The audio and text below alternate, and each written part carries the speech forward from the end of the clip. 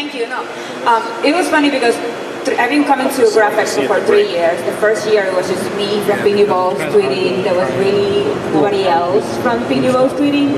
And this year, I mean, it's been amazing. Just people at the booths and also the people from the program just sharing content and sharing the news. So it's been great. Thank you so much for your seriously for you're helping expand the community and share great content. Quite frankly, it all comes from great content. You guys all share great content. But speaking of great content, this man's responsible single-handedly for a lot of that. Bill? So my name is Bill Michael, and I manage the social and web marketing for Xerox's production print business. So really what that means for me is the platforms that we play in and the channels that I help manage is our Twitter handle, so managing the strategy and the content for that. Our digital printing hotspot blog, which we put a lot of time in trying to create and source content, not just from Xerox, but also our customers, other industry, analysts, consultants, thought leaders, trying to bring in a lot of voices into one platform where our customers can go see value in the content and really find things that can help them uncover new business opportunities, new applications, new ways to think about their business.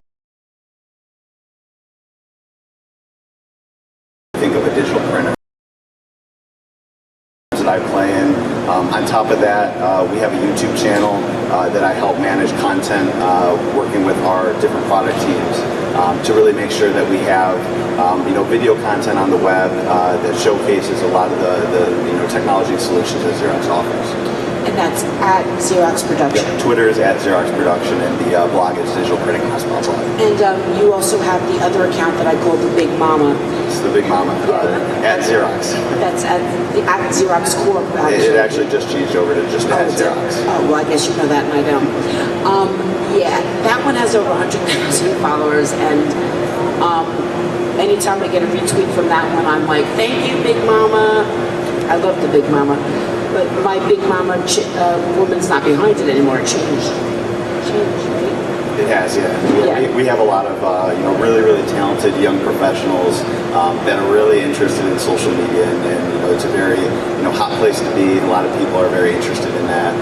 So it actually has changed over a couple times, but it's in good hands. Right, and that account is the corporate account, so it tweets brand information. Correct. So the way that social media works at Xerox is, obviously we're a very large corporation, cover everything from technology.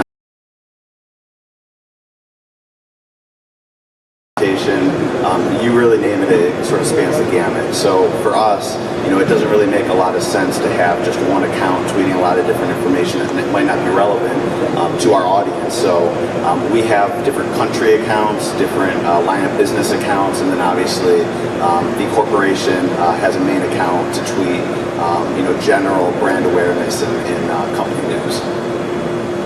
Fantastic. Okay, so actually, because we are... Christine, is something wrong with the recording? The mic is on here. This mic. Instead of making faces, if someone could tell me if something's wrong with the recording, that would be...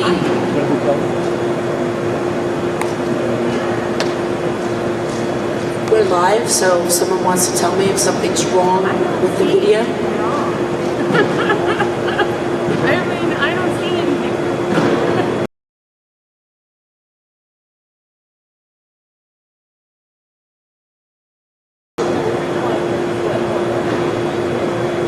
Okay, thank you.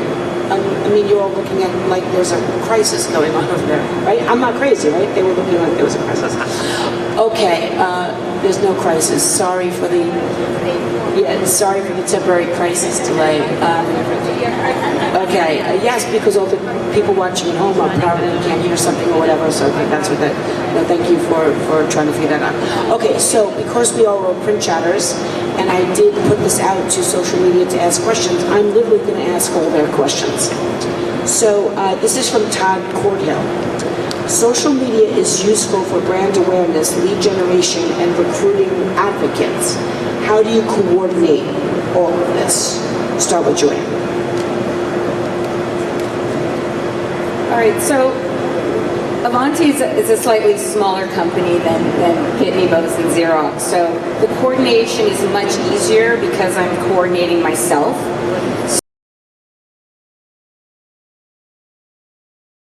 Automate as much as I possibly can. I used to not like scheduled tweets. I didn't like them. I've now learned to embrace them. I do set up a series of scheduled tweets at the beginning of the week that covers topical items, whether it's new case studies, press releases, user group conference. That gives me the time to be responsive in real time throughout the day for other, whether I'm retweeting something that maybe Xerox or Pitney Bowes put out because they are partners of ours, and not worry that, oh no, it's been 5 days and I haven't sent out a tweet because I've been going insane planning for graphics. Well, at least I know there's some stuff covered. The same for LinkedIn and Facebook. I make sure that as much as possible I'm covering the hot topics that I need covered for that week. Does it take time? Yes, but it takes a lot more time if I didn't do it, and it would put that much more stress. So I encourage anybody who's managing for a small company, and I know there's a lot of printers out there, and the biggest concern is always it just takes too much time.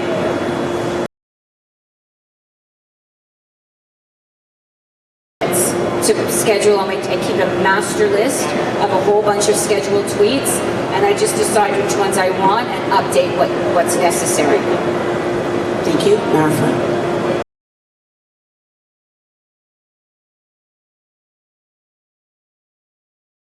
To being a community manager and managing different handles or different social media channels, we have special projects that we work on. For example, I'm leading the Employee Ambassador Program.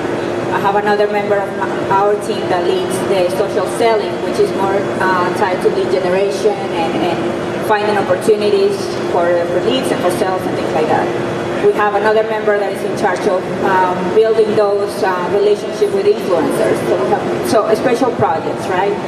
And then everybody needs a support system. So obviously I don't know everything about the brand or everything about every single product. So we partner with the product marketing, with communications, with PR, with HR, with customer service, with sales, so that we have one individual in each team that we can reach out to whenever there is an opportunity or somebody talks to us or asks a question in social media that we can answer. We will then email. Bill? And I would say too, a lot of people view social media, I think, as a low-cost initiative, sometimes even a zero-cost initiative. You have to look at opportunity costs, and it is a full-time position. It requires a lot of time and energy to create content, to optimize content, to source content, to build those relationships. I think at the end of the day, it does take a team. It takes a lot of partnership with a lot of different individuals within a company. One person can't be a subject matter expert on everything. An organization really has to come together to support the cause, because the benefits are very, very worthwhile when that all comes together. Thanks so much.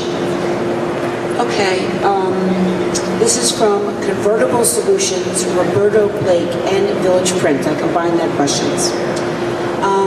How do you measure your impact and social media results for executives?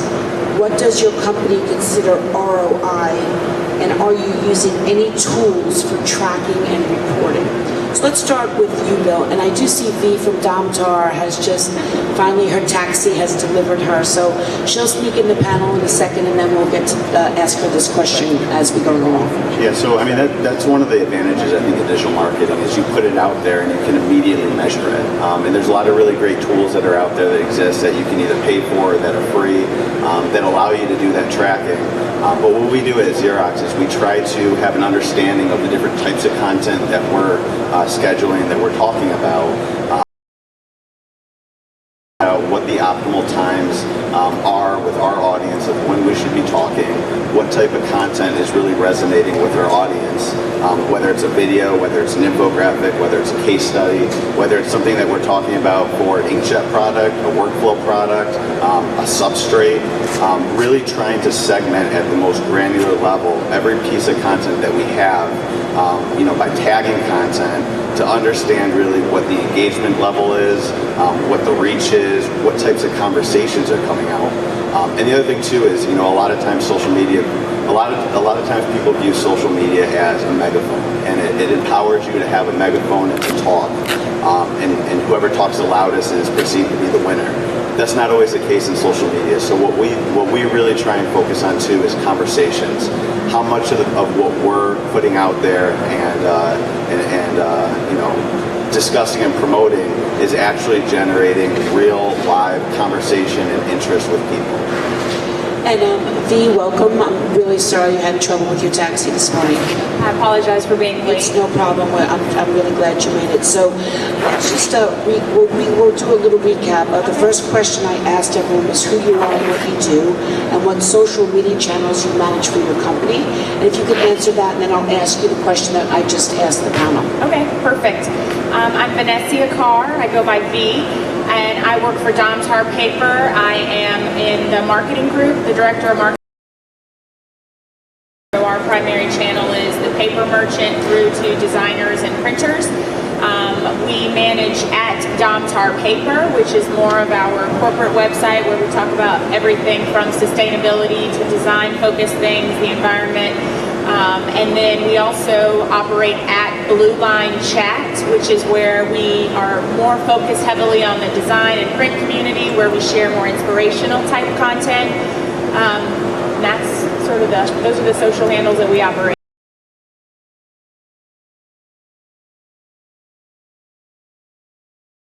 And social media results for executives. What does your company consider ROI, and are you using any tools for tracking and reporting? So for us, one of the main reasons that we're so engaged in social media is that the specification rep role has pretty much been eliminated in a lot of places, so it's really difficult for us to, as paper manufacturers, reach the design community and the print community directly. So we want to ensure that we can reach our end target audience, which is the so we've created these social channels for them to be able to engage directly with us, because essentially, we're a big corporation, so people want to feel as though we're the people behind it, so we've tried to personalize that. Social media for our company, we're a bit of a conservative company where social media has always been a questionable one, where we've had to really fight to get the resources behind it. But I think that people are really starting to see when someone customer service group. Those are all things that we definitely track who's following us, how we engage with them. We try to respond pretty quickly to any complaints or any issues, because we're dealing in sort of a B2B world, but our customer is the ultimate end user. Thank you so much, Marifa. So actually building credibility and fighting for budget and all of that still happens in bigger corporations like Pinnables. So we're still, educating executives, educating management about the value of social media, and definitely proving the ROI is key for those. We do weekly reports. We take a look at the content that we're publishing. Our communities are engaging with the content. We take a look at advertising when we promote something in social media. How is that performing? So we do that as a team on a weekly basis to inform us, and then for the next week, right? What should we be doing the following week, and what type of content we should be promoting the following week? But in addition to that, when there is like a big announcement or a big event like Graph Expo or chat or things like that, we actually do a special report that we send to management, because those are kind of like the things that they're thinking about. So if it is like a PR event or a Graph Expo event, those are the things that they want to hear. Oh, so how did we do? How many people did we reach? So some of the things that we look at are reach, how many countries we're reaching, because we're a global company, and obviously we want the conversation to be global as well. Click-throughs to the website, engagement is obviously for us and the company too key, because we want people to be engaging with our content, engaging with us. Bringing that personal experience is key too. We also try to do that with our corporate channels across all social media, to make sure that our communities or anybody that is following us feels like they're talking to a person. And brands are becoming more like people, and people are becoming more like brands, right? Everybody's now building their own brand as well. So, something I don't think I've heard yet, people are very interested in the tools that you guys are using. Can you share a little bit about that, and then we'll get to specifically, because I know that you're all over the place, and you specifically are having these tools. So. Yes, I mean, we do have a paid tool that we use. It's part of the Salesforce cloud, and it's Radiant 6 for listening. So we do monitoring, and we do listen for every single mention of being both, and we have somebody dedicated to that. And then for scheduling and content and measuring content, tagging every piece of content that is tied to a marketing campaign or to a PR announcement or at an event, we tag every single piece of content, and that we measure as well. We use Body Media for that. Sorry, what? Body Media is part of Radiant 6 and it's part of the Salesforce. Thank you very much. Joanne? How do you prove social media to your company? And you'll be, because you're a smaller company, like you're not, you're sitting amongst brands here. Yeah, I'm salivating right now. I'm like, please. So I can truly align myself with probably the majority of the people who are out here. We can't do this. So start small. I started on Twitter. LinkedIn, Facebook, those are all givens, but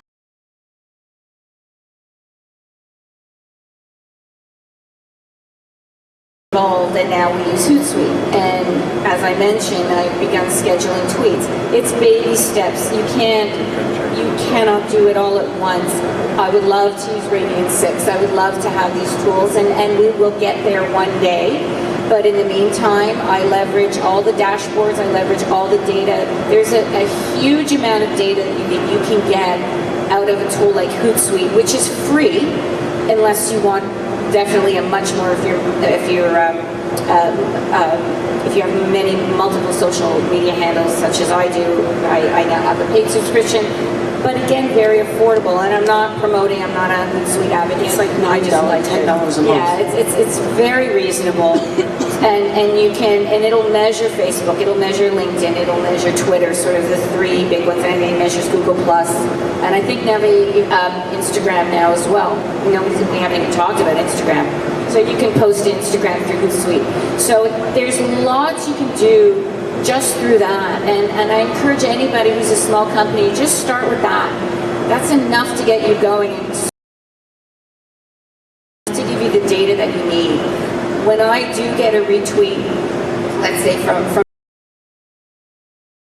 she's got a tremendous reach. When I get a retweet from Pitney Bowes or Xerox or, well, not Domtar, or some of our other partners, that is what our executive considers success, because here are the big players taking the time to listen to sort of the small fish. Thank you. So that's how we measure success, and when I can show, look what they just tweeted, their eyes light up. It's sort of like the celebrity has actually acknowledged us. So I again, just because you're small doesn't mean you can't be friends with the big guys, and we all really work well together, and I think it helps show what the power and reach of social media, because even 5 years ago we wouldn't have had this level of engagement. We wouldn't have been able to send out a message and then have a company as huge as the companies here not only hear our message, but share it to their followers, and that to me is a true success measure. And I just want to add that that's actually why I formed the Printerverse Alliance, and I call us the social media mafia, quite frankly. Information and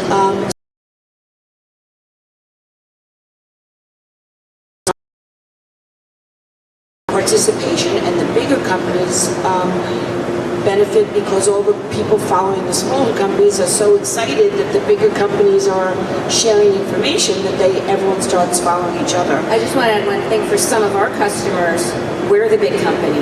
Right. So when we retweet for them, they're like, oh, thank you so much. So you're never too small. Right. I can say the same. Even for Pinky Balls, when we get a retweet from one of the big influencers, or even zeros with hundreds of thousands of followers, we don't have that many followers. We have a big name, so we still get very excited when we get a retweet from somebody that has tons of followers. I'm telling you, when the big mama Especially the retweets Free me- Media Center. Thank you. Well, you too. You're very thankful. Yes. But yeah, when the big mama retweets me, I go crazy. I'm like, thank you, Big Mama Xerox. Thank you so much. That is a big account. Okay, let's go on to, let's go back to V. This is actually touches upon something you said a moment ago, and we're going to go a little over, but it's okay because everyone watching at home is very interested in this, so we started a little late. We had a little technical glitch for a second, but what are some, this member Brooklow from Nina Flash, yay, Nina Flash, one of our print chatters, and he wants to know what are some ways to convert new social media followers into customers, and perhaps you can share some stories. I mean, you said something about people ordering paper. Maybe you, if this doesn't apply to anyone else here, maybe how you send someone down another pipeline or whatever. Go ahead. So I think one of the first things is when a new follower engages with you or follows, reach out to them, figure out, what drew them to you. Because for us, we don't have 50,000 followers, so it's a little more manageable, but we also don't have a lot of people. There are two people at Domtar that contribute to the @Domtar paper. So for us, we want to make sure that we're engaging with our followers and understanding what drew them to us, what types of content they're interested in, what do they need from us, what are the tools we can offer.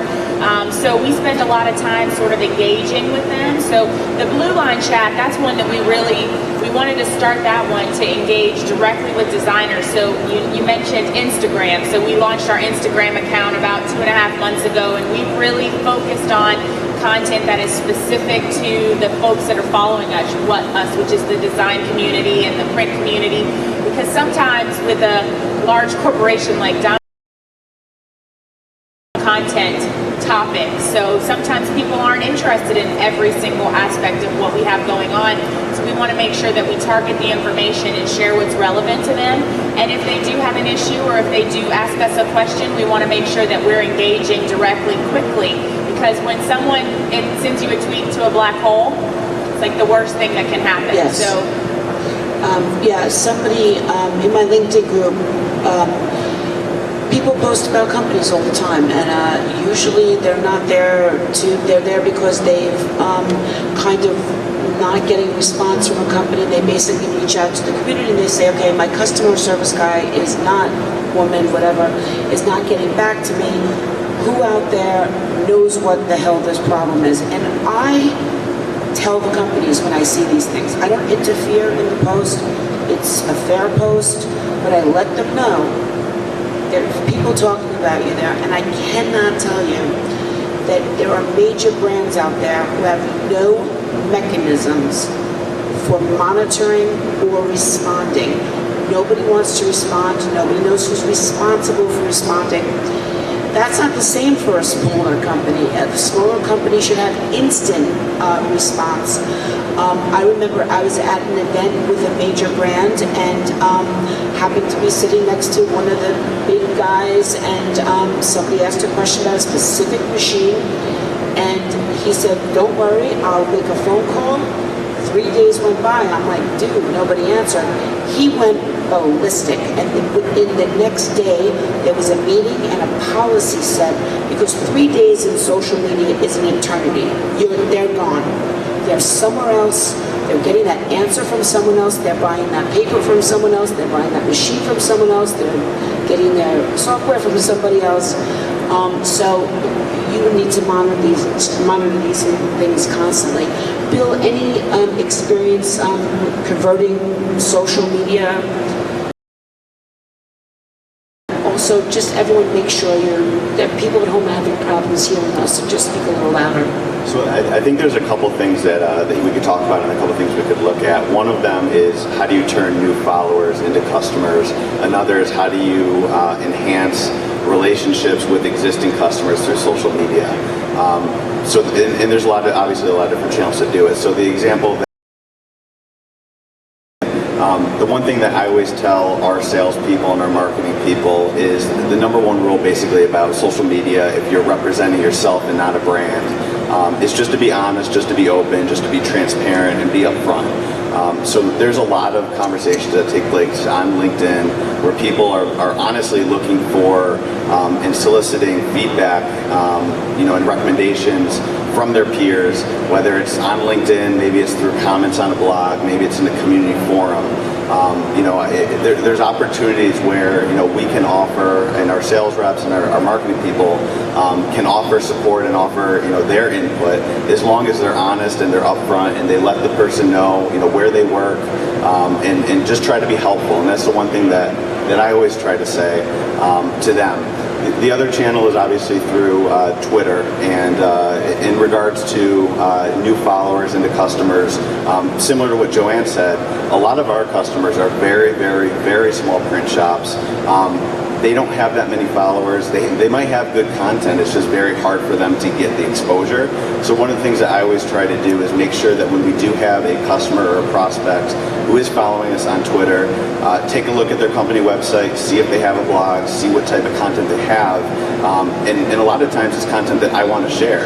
And it's not because I want to share because they're a customer or they're a prospect. It's just good content that I think can benefit the community. And the last thing I'll say in terms of converting you can do on social media with lead nurturing and building nurture streams. If you create valuable content and you leverage social media to get the word out, to promote it, maybe you create a slide share, maybe you create an ebook, maybe you create an infographic. Recipient, and you were to put that on Twitter, put that on LinkedIn, put that on Facebook, send them to a website where they just have to provide some basic information to be able to get that asset. That right there is an instant way that you can track and have an understanding of what your social media channels are doing to convert followers to actual, maybe not customers today, but maybe customers tomorrow. And I just want to reiterate, I know I mentioned this yesterday, but Bill is by far one of the most responsive Twitter brands out there. I mean, I specifically ask him questions publicly because I know he's going to respond in 2 seconds with information. Every time I've ever alerted you to a conversation on LinkedIn, and a lot of it's really just like, I'm looking for a printer in Belarus. I mean, literally, there's crazy, requests. I need to print in 5 different places at the same time in Romania. I mean, wacky places that we would think, who knows anybody in Romania? You call Bill, the link to the conversation, 10 minutes later, there's references in that LinkedIn group. That makes my LinkedIn group valuable because I have connections like that, but you are amazing, and I just want to, again, thank you again for the community. We really count on you. One best practice I'd like to just share, building on your point. If you manage social media, make sure that your social media accounts are hooked up to your cell phone. We have a lot of fun here, but it's also it's a very much 24-hour, 365 job. So just make sure that you have access to the information on your portable device wherever you are, because while we do have a lot of fun, we also have a backup, right? Moments like this, when you can't be with your phone, an extra battery, extra chargers. Anyway, so in addition to all that Bill said, is right on point. But in addition to Pinnables, this is why one of the reasons why we're building these employee ambassadors. We have this social selling program to train our sales teams to be more active in social media. There is a research by Nielsen, I believe, that says that 70% of people trust other people or messages from other people, and only 15% trust messages from a brand. right? So this is why it's so important that our employees who are our advocates, they're subject matter experts, that are out there, right? Listening as well, engaging in conversation, sharing the content that we have, and that they're trained, right, to do so in the right way. So we have already seen success from our social selling. These are training our sales reps to become more active on LinkedIn specifically, and like over 2 million on opportunities for sales just by them sharing content on LinkedIn or engaging in conversations on LinkedIn groups. And the same with our employee ambassador program, just by sharing content on and we're tracking these results because this proves the ROI for our management. Why should we have this employee ambassador program, right? Here are the results, right? We had also, so far this year, $2 million in opportunities from just sharing an article from our Insiders program, which is the name of our program, on LinkedIn. Somebody else liked it. There wasn't a connection, right? And then somebody else contacted the person, oh, I want to hear more about this product. So it works. It does work. Thank you so much. And then we'll hear from Joanne, and then we'll wrap it up because we have another panel in 5 minutes. So I just, again, I'm going to put on sort of the small co hat, and I just want to remind everybody out there that social media is not the be all and end all. It is one tool in the marketing mix, and it needs to be part of your overall, and we've been hearing this over throughout the conference, of your omni-channel marketing strategy. That being said, social media is not just Twitter. You need to know where your customers are.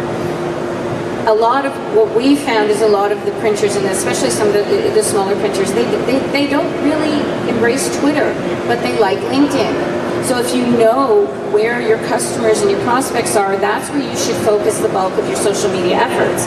Is it going to be Facebook? Is it going to be Snapchat? Is it going to be Instagram? Is it going to be Vine? Is it going to be Periscope? There's so many out there, your head can explode. So again, figure out where your customers are, and the best way to do that, go to your prospects, go to the websites, and see what social media icons you have. Is there the little bird? Are you seeing the hand? What do you see? Find out where they are, and and that's where you start to begin the data, and that's where you can really truly engage and then grow from there. Thanks so much. There's a lot of printers out there that say, okay, I'm going to go on LinkedIn, I'm going to create a group for my company. Okay, and you and your 5 employees will be in it because nobody really wants to hear you talk about yourselves. Now, the companies up here are a different story. They can all have user groups, but I'm just saying, I mean, at least you could have peer-to-peer learning. You have best advice for printers is to participate in the conversations and don't sell your products and services. There are buyers out there are designers out there are customers for products and services out there that will be attracted to your thought leadership, to your conversation. They might want to ask you more questions. They might want to engage with you in those conversations. And then you can take it further. Let me contact you privately, or would you be interested in more information about that? But you can't be stalky. You can't specifically start conversations to prospect hunt.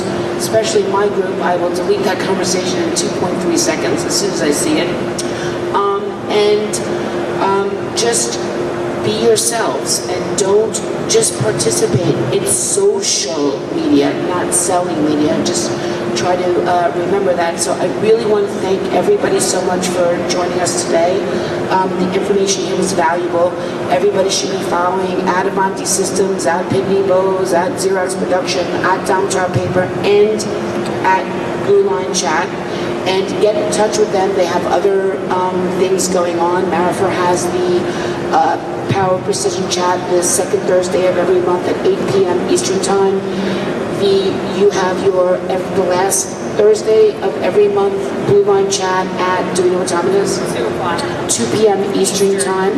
And Xerox, no chat, you come to Print Chat.